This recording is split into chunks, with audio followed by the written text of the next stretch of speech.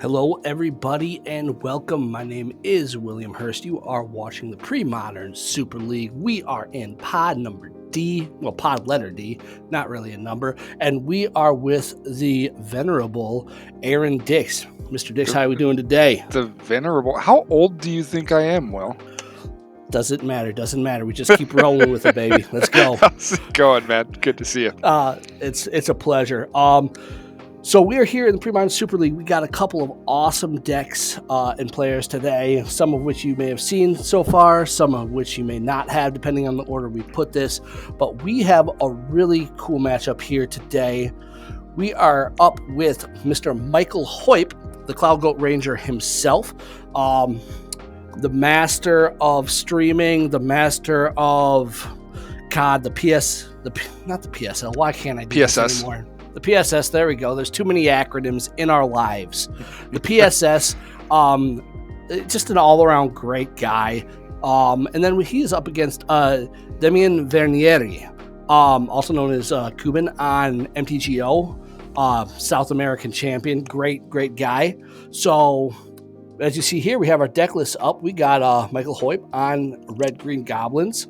Aaron, you're a Goblins man. Tell us what you think about the list. I love the list. He's doing. I mean, he beat me with this a few months ago. We played the mirror, and you know, the guy knows his goblins. It's a fairly straightforward, fairly stock list. The things that we all argue over are Port over Wasteland, Ancient Tombs is a yes, and the count of prospectors to Jim Palm incinerators. Other than that, this is your father's Red-Green Goblin list. It's great. It's one of the best decks in Premodern. Exactly. I mean, and this is a deck. And Hoyt plays it to perfection, by the way. He does. He really, and I've seen him play it against me. You've played it against him. Yep. He's very smooth with it. As you said, the numbers are very tuned. You can see by the 1 and 2 ofs. Big thing that I like, I'm definitely a fan of the Rashad import over Wastelands now, especially with the amount of Terravores that are running around to a certain extent. Oh, sorry, I didn't mean to cut you off. Oh, no, you're good. I was just saying that I think I think there are absolutely situations where both are good. I have been a Wasteland guy, but in the mirror specifically, Rashad and Port is way better. There are a couple different places where Port really shines, and Wasteland just always seems good. It never feels dead. Port really shines in certain places. Exactly. And Goblin's one of the few decks that if you took kind of your top 5 to 7 decks within Premodern, Goblins in and of itself doesn't have that many negative matchups, right? And it's also one of the few decks that the ever abundant enchantment hate, the naturalizes, the artifact hate, things like that, really doesn't hit. It's immune to those, leaving a lot of blanks in a lot of decks. There's a lot of blanks in a lot of decks, specifically because everything in the deck, like almost every card, is a land or a creature. And how many times have we seen Goblins blank a Duress or blank a Disenchant? Or if you've got a deck that is threat dense and blanks 5% of your opponent's deck, every deck, it's awesome, man. Exactly. Goblins is great. And almost every card in this deck that is a creature is also a version of card advantage. Whether that is Goblin Ringleader, whether that is Matron, whether that's Siege Gang Commander, one of the best plays ever on turn 1, Goblin Lackey. The only real card that isn't really a card advantage engine to a certain extent is Pile Driver, but Pile Driver can just do stupid things if nobody touches it. Pile Driver's a 1-card win con. Are you kidding me? I mean, you know what? I've been on record saying I'm not a huge Pile Driver guy, but It's okay. I can understand why people like it. Whenever I've played Goblins, it's never felt great to me, because it just feels so many times. Maybe I've had bad matchups where it's swords, it's a bolt, it's things like that. But the metagame has changed. I could see right now where Pile Driver is a king right now. One thing I've always felt as we move on to our next deck with Demian is the lack of at least 3 Gem Palm Incinerators is kind of where I'd want to be. I don't think I'd ever want to go under that, but, you got to cut something somewhere to make all the numbers fit. But moving on to Demian here, Kuban, he's playing Tradewind, survival, opposition, however you want to term it. We're talking about card advantage. Aaron, I know you've played against this deck a bunch. Talk to me about this deck. Another deck. So it's a little bit clunky. It's a little bit clunky because you can just flat out draw the wrong parts of your deck. And if you don't get the survival to stick, it can get awkward real fast. But it's sort of like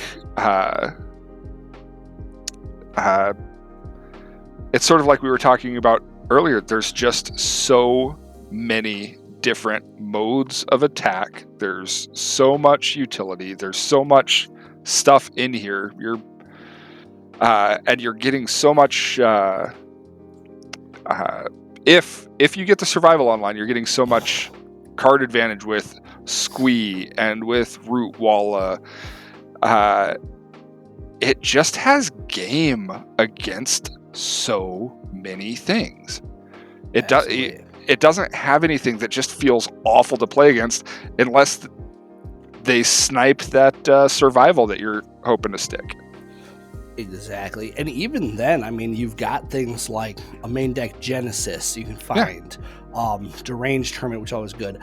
And I don't know how many people nowadays in Premodern, because it hasn't found the right shell. Like, opposition, if that thing gets into play, my God, is life terrible sometimes. So shout out to some locals here. This is a really, in the Minneapolis area, this deck is probably overrepresented in the meta. And when you watch great players play this deck, like I watched Ryan Grodzinski kick the crud out of me in Boston with this deck. And locals here are playing the opposition version, and man, when it gets online, it's just oppressive. Exactly.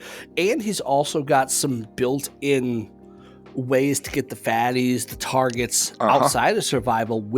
He's added a natural order package between here and the sideboard, which is something I haven't seen in a lot of the versions. Aaron, have you really seen somebody also include that? Is that stock in these lists? Because I don't remember seeing the orders. It's not stock in the list. It's definitely not stock in the list. I've seen a couple of times people experimenting with it to get the thing that they need. Again, it's one more route to it. And there are really killer creatures that you need to get outside of survival. So yeah, I think it's awesome, man. I mean, go and get your Deranged Hermit. Make some squirrels and start tapping down with opposition Tradewind without the survival on the board. I mean, this is a classic deck. It's almost a deck you think about when you think about survival. It's the first deck I honestly thought about when I saw survival in Premodern. So we are heading on into game number 1 here. Michael Hoyt down at the bottom. Yeah. And Demian up at the top. It looks like, I believe Demian or Kuban is on the play here. What do you think about these hands starting off here? I'm surprised he mulled the. I mean, he didn't have a lot of payoff for Lackey, but he could have if he gets. I think it's a big if you get a lackey through, right, against a deck with all these walls and root wallas and everything else. So I think he's going for something that gets early action without having to cheat something into play. But he had the Skirk Prospector in the opening hand. Like, maybe you could have kept that. It's possible. I mean, but now he's going to make all of his goblins cost less. He's got. He wants to keep all those, man. Absolutely. That was the hand. He's going to be desperate to draw a land here. If he draws a land, he's in good shape. If he doesn't, he's in real trouble. Agreed. And as a little background for those watching, if it hasn't been mentioned before, these are not open deck lists in the pod, so they do not know what they're up against. Oh, he didn't. He mulled a first turn lackey hand. I didn't see. I didn't see much else of the hand. Did he not have the land to play it or something? I didn't see it. We can double check. It would be surprising in the blind. In the blind, yeah. It seemed like a keep in the blind. Exactly. But, I'm never going to question. He got it. Here comes Pile Driver. And now he reveals what he's on. I think Damien knows that his survival probably lives long enough to give him a free root walla and like a squee in hand or something. Yeah. And speaking of impressive, like survival just into root walla is fine. Is ridiculous against an aggro deck too. Like this root walla can trade with this Pile Driver, can trade with just about anything. So I don't know. This is survival decks are so night and day when there is survival versus not. Like I've just gotten kind of into playing some elves. Okay. So now we're gonna. I mean, here's a big swing. Kablamo. Now, do you think you ever? No, he just takes it. Never mind. I was gonna say, do you ever drop the root wall and double block on that? I would consider it for sure. I mean, double block that Pile Driver, or double block either of those feels good. Yeah, but no, Kuban going ahead taking the more conservative route. Wall of Blossoms, an excellent draw. Man, here we go. Okay. So he went and got his squeeze, got a wall. Incoming building advantage. He is drawing a plethora of lands, though. It's not exactly what he wants to see. No, I don't really love to draw a ton of Cities of Brass against the fastest aggro deck in the format. Yeah, it doesn't feel good. But he's willing to take a little bit of damage and get some get things out there. Now here's an interesting get some engine spot. Going. Exactly. So Gem Palm Incinerator is, good at the moment. It still can't trade with a pumped root walla, so it's not as effective. But you play that Fanatic, now it can kill a root walla regardless. Well, I mean, he's got a mountain. He can play the Siege King. Attack with everything. Oh no, you're right. He's got the War Chief. I'm sorry. Yeah. Do you attack with everything into the potential lethal root walla, or do you wait and start getting value out of the Siege Gang? I think if it were me, you definitely want to pressure this before survival comes online, right? Yeah. So survival's before he gets crazy with it. So here we go. I don't think you attack with the Siege Gang though. You can't afford to lose that. No, right? You can't afford to lose it. You want the 2 damage, so you just swing with. I mean, you can't afford to lose the War Chief here, can you?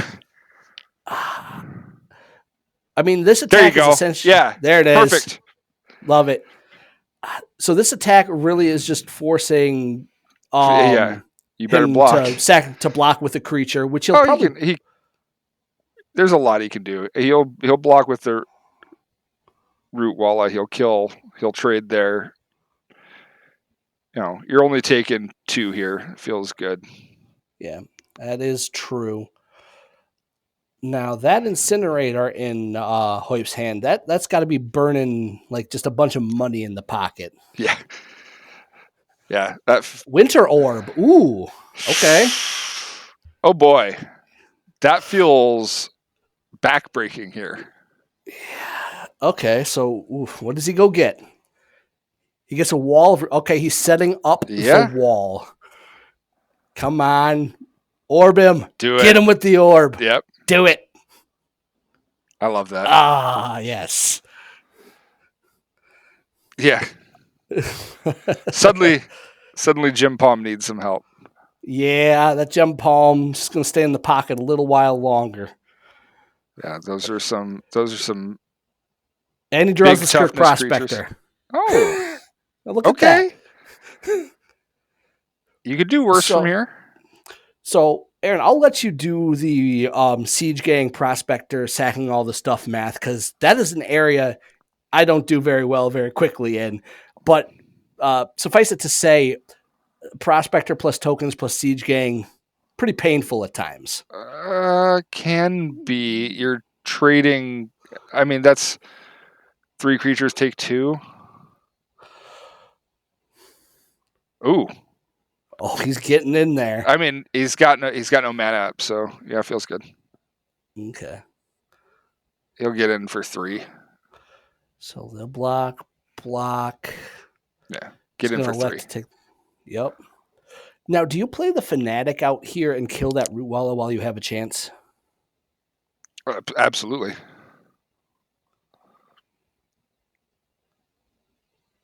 So no. Oh no. Oh, sorry. No, because he has to play he's got to play the Prospector. Oh, okay. Gotcha. Just to keep mana chances up. So here we go. He'll turn one of his. Bye wall. Yeah.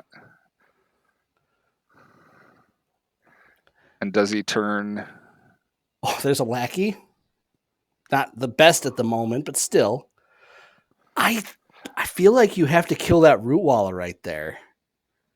I thought he was going to. I thought he was going to turn his tapped token into a Fanatic and kill the Lackey with it.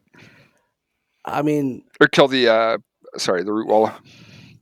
Here's a moment where that Winter Orb is biting a little bit. Does not have the opportunity in natural order. Yeah, when you think you're going to have the Wall of Roots up. I think it was great for Mike to take out that Wall of Roots, though. I think you're correct. There's a Naturalize. No green source, however. There's the Fanatic. So is he... I don't know. Not getting that Root Wall feels so bad, because now that just causes so much blocking. No, yeah, swing. Just swing. Just swing. Just get there. You're All there. right. You're there. Let's do it. Let's go. What do you block? You block the Siege Gang, and you. Yes, you do. But it doesn't. It doesn't feel good with this natural order sitting there waiting until you have. Man. He's not going to have the chance to get this natural order off. There's no way. No. I mean, there would be a very small way. I don't know how we would do it. How about that? It'll be a few turns from now. Yeah, you're going to have to pump that. And this Winter Orb truly actually damaging Demi more than Hoipadal. Yep, there it is. There's the win. Well, yeah, it was the Skirk Prospector. I'm like, as soon as I saw it, I'm like, that feels pretty good. All right, so sideboarding, naturalize. More Gem Palms. More Gem Palms. Pyrokinesis actually doesn't feel horrible, right? How? I'm gonna grab the deck list here. I have that up. I was thinking it kind of comes down to how many birds. 4 birds. 4 birds plus the deranged hermit. Yeah, I think that doesn't feel bad. Yeah. One thing I've always struggled with, and one of the struggles in general, obviously other people have. So he's got pretty much exactly what I would do. He's. How do you feel about Tormod's Crypt in general? I always I think you're back to needing to consider it in the current meta. I don't think we were there for a little while. Everybody was on crypt and off crypt. The big bad boogeyman wasn't threatening you with graveyard shenanigans. I think people are leaning back into some graveyard shenanigans again. Seems reasonable to me. Yeah, Tormod's Crypt, it just feels so weird. I'm more of a Phyrexian Furnace guy, just because I like the control. Probably isn't the word. Depends on what I'm playing, for sure. But most of the decks that I play, I want to stop the thing for sure that turn. And actually, most of the things that I'm scared of, I want to stop the thing for sure that turn. Gotcha. So I'm not far worried about incremental value from most graveyard decks. It's really this. To me, he's got it in here for the squee. Mm-hmm. All right, so I don't think he actually. I don't think he's going to have room to fit it in. Gotcha. Yeah. So he took out 3 pile drivers and a ringleader. Brought in a couple pyrokinesises and I think another gem palm is what he did. Yeah. Okay. So chill. That seems good. So blue elemental blast I love. Natural order. And see. So I don't super love the Nishoba plan here. It doesn't. It's not quick enough. And they can get around it with sharpshooter. And I also don't love Caller of the Claw. I'm happy to take Caller of the Claw out here. All right, so he's taking out. I don't think you take out Genesis. That's if you get into a grindy game, that thing will win you the game. Fine with opposition coming out. Mm-hmm. I like this. I'm learning how the sideboarding works in MTGO as we go. Oh, that's right. You have recently taken the step and joined. I give you kudos. Welcome to the world. Yeah. So he's taking out things that are easily killed. Well, and things that aren't going to get a huge amount of value. You're not going to get a huge amount of value from Gilded Drake. No. What are you going to take? A Goblin? Great. Yeah. I don't know about taking out Winter Orbs. Goblins is a really mana-hungry deck. I think he got a bad beat there, and it felt bad. I think he might be reacting to his bad beat. I think that's possible. I mean, he did, to be fair, he dropped it at a good time when Mike was tapped out. Yeah, Mike just drew a prospector. He just drew a prospector off the top. But again, you don't know that. Yeah, so exactly. You don't know that Mike just top decked the card that got him out of that precise situation. Yeah, I don't love the. I'm just not a fan of chill in general. I like the blast more against goblins. I just love slowing down the aggro deck when you're going to. Again, this is a deck that takes control. It turns into a prison deck. As soon as it turns the corner, it locks down the board. So chill helps with that if you can give yourself time to take over. All right, so it looks like Demi back on the play here. We did our best with Moto to get everybody's hands and everything. There's still glitches I'm working out. Looks like Mike mulligan to 6 so far. Mulliganing to 6. Yeah. Still a light mana. If he draws that mana, he's got his stuff. But this is a slower hand. I mean the hand that he started off with 4. Oh, there it is. He's got his land. Yep. Off to the races. Let's go. No one drop for either person. Turn 2 chill. We'll take a turn 2 chill. Ooh. Yeah, it's going to feel good. All right. So take it back. He's going to need that 4th land. Yes. Well, that 5th land. 2 more. No. Red spells cost 2 more, so he has to pay 5 for a war chief. Right. No, I'm thinking.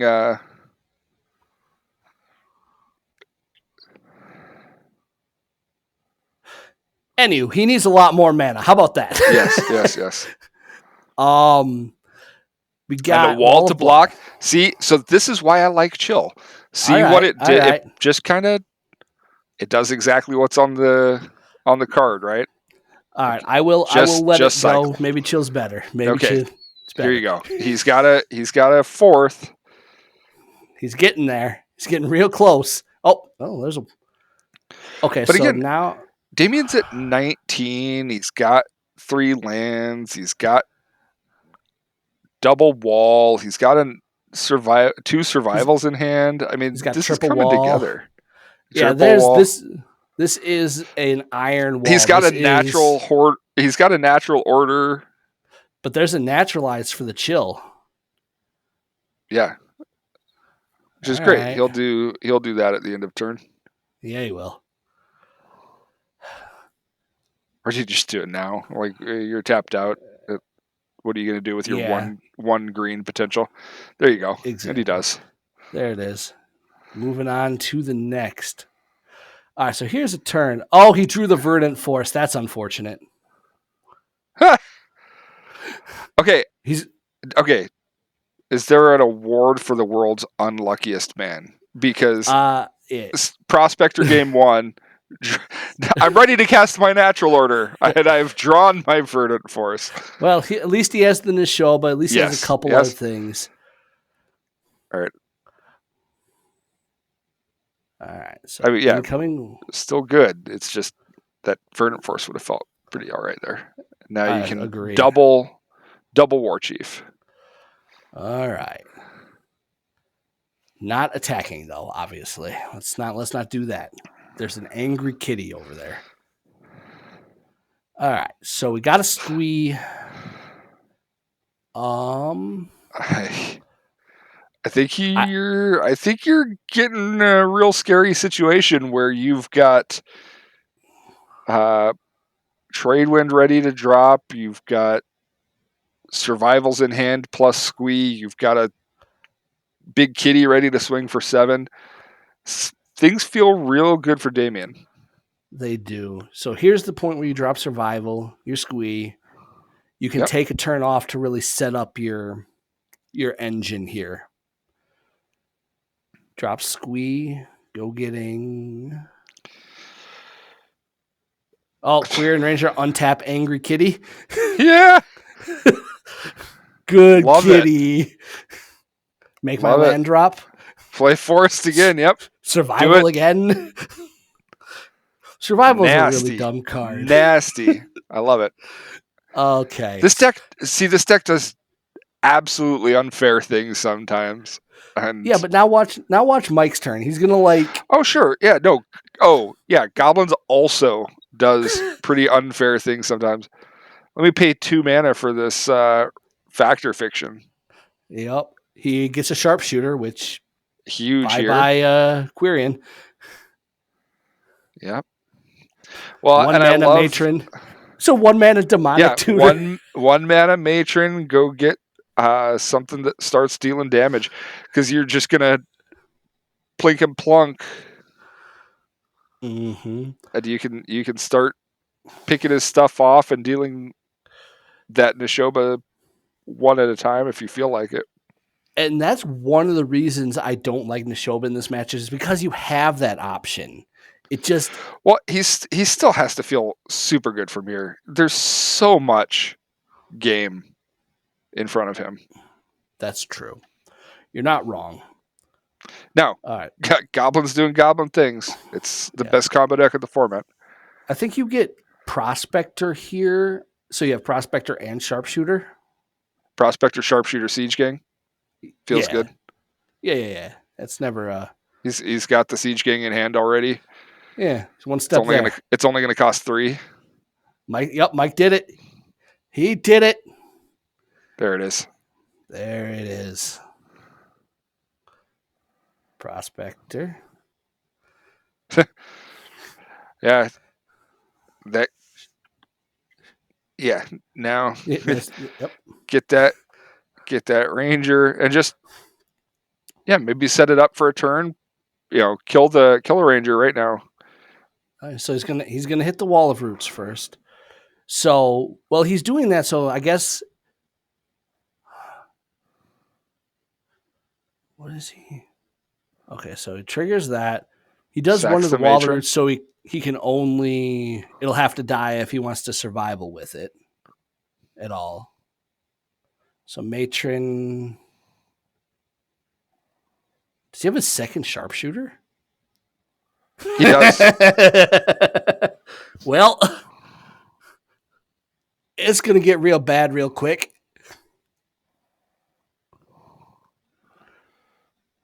All right. So, what on this board is going to live? I think the Neshoba lives for a turn. Yeah. But it's... Okay, so he's shooting that. Why is he not shooting the Quirion Ranger? I'm not... Oh, no, he's wanting to get more value. Yeah, he'll get there. Yep.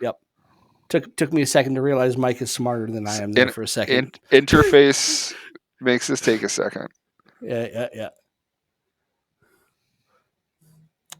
You're just plodding along, just machine gunning all of your things. Stack it. Rat-a-tat-tat, it's a goblin with a gat. Pretty much. That should have been the flavor text. On the stack. Sharpshooter. Sharpshooter, also a stupid card. Premodern has a lot of really dumb cards in it. We have to admit. So here's the Goblins is the best combo deck in the format. Sharpshooter, Skirk Prospector, Siege Gang. Yeah, and Demian's over in the side like, but I keep playing cards. But I had the Neshoba. Listen, Kitty is not going to be angry much longer. It's going to be a small kitty, to say the least. Stack. Yep.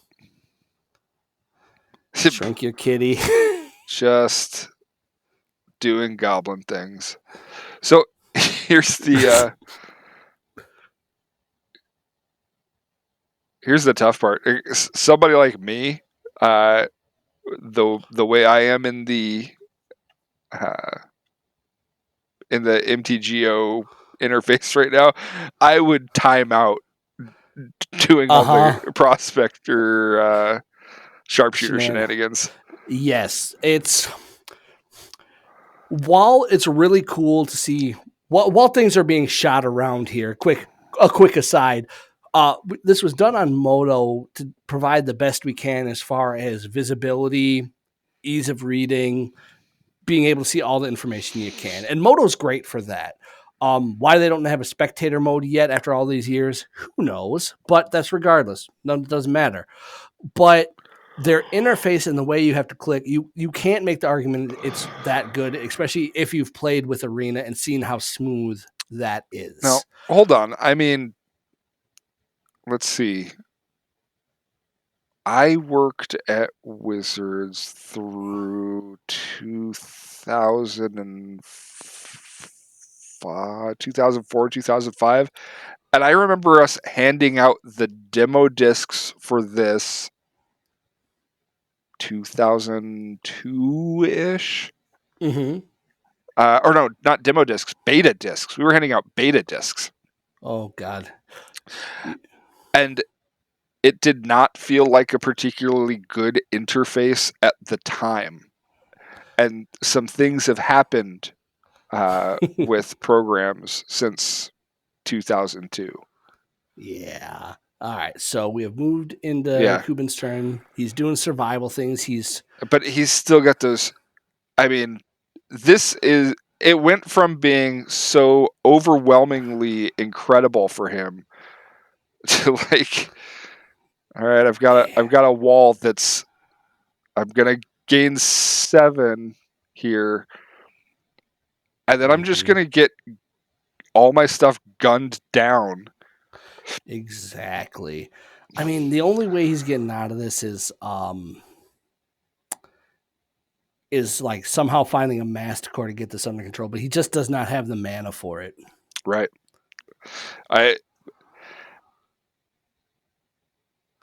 Ancient Tomb doesn't feel great here. I mean, no.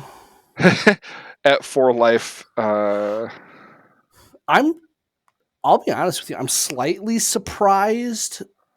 Then maybe I missed something that Mike has not, taken the opportunity to shoot that in the show, but to shrink it, especially since he can sacrifice something inconsequential. Yeah. But he's letting him gain a lot of life for a reason I don't quite understand.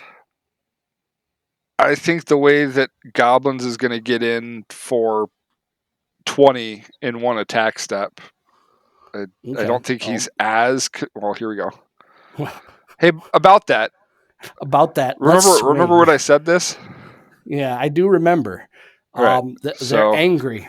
Take a chunk of damage, and then we're going to start our shenanigans up again. Yeah, so this is, again, where the Prospector and I can't do this math. I just let smarter people do it for me. I mean, he can wipe the board here. Yes, he can. He might just actually be able to kill him. He would be hurting for it. Go down to 2. Yeah. No. Well, he's looking at going down to 1 potentially. Oh God. Don't do it. But I mean, feel like he's got to just be able to kill him. There's no way this board can't do 20 to him, right? Oh, he can do 20, but he can't let that in the show, but keep getting in. I was just thinking he could kill Demi right now at 20. Well, 1, 2, 3, 4, he's doing the math. 5, I see him 6, counting. 7. Yeah. 8, 9, 10, 11, 12.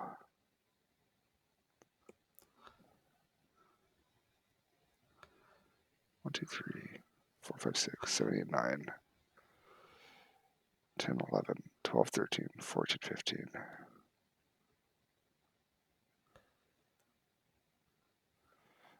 It's going to be close. Mike is better at this math than I am. I just want to see him do it. This is also cool. You can see the cursor going. You can see him thinking. Yeah. I love it. No, I'm digging this.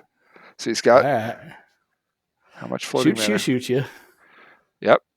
Siege gang your face. And the stack becomes large. Pew pew throw. Pew pew throw. Pew pew sack to Prospector. He taps this. Is he going to tap this? Go to 1. Pew pew sack to Prospector. Oh yeah, he's just going for it. Yeah, no, down to, like I said, when I was saying he's doing the math because he's going to drop to 1 here. Yes, he is. All right. Well, pew pew. Yep. It's so close. Oh, no, he's got this. 2. Yep. Throw something, make red mana. Now, I've done this on Moto before where I've tried to do this and I accidentally sack my Prospector because I'm clicking too fast. Ooh. Those are the bad Moto beats that can happen. Okay. Pew pew. Lots of pews. Sacrifice a goblin.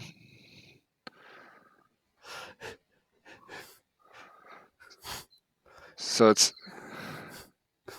God. 6. Take 2 more. Pew pew. Lots of pews. Yeah. And Demi's over here just like, it was so good a minute ago. Now throw that. Yeah. Throw the war chief. Wow. Those are untapped again. And pew pew. Mike pew pews it to a 2-0 win there. All right, Mike. Okay, Aaron, break that down for us. Just a casual.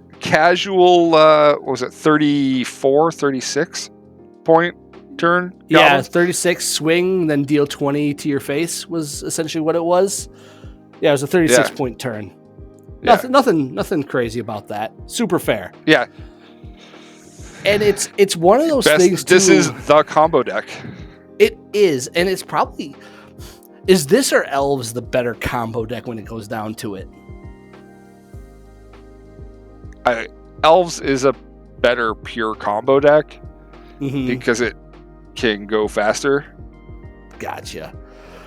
But break that match down, Aaron. We saw Demi do his thing. That game 2, he got everything out there. He had the chill. He had this. What happened? I mean, is it just Goblins? a matter? Goblins is goblins, man. Yeah, that might be the thing with this Tradewind deck or opposition decks in general, or a lot of decks in this format. Is I think Goblins can go around you or it can go through you, and exactly. he kind of just did both on that last turn. Yep. Did the math and got there. And a lot of these decks that are really fun to play are almost a turn too slow with the way that Premodern has gotten, I suppose. Because Demi had the stuff. It just didn't get there fast enough, really. But an amazing match. Goblins doing his thing. Demi bringing an awesome deck. That is going to round us out for this round. Aaron, thank you very much for joining me. Any final thoughts on this matchup or anything you want to say to the people? Only that was a fantastic example of what Goblins does. That final flourish was a great way to end the match. Goblins is really good, everyone. Yes. And Hoyp is a very, very good Magic player. Both these players are. Exactly. Well, guys, that takes care of this match for us. I've been William Hurst here with Aaron Dix. We'll catch you in the next one. Take care. Thanks, everybody.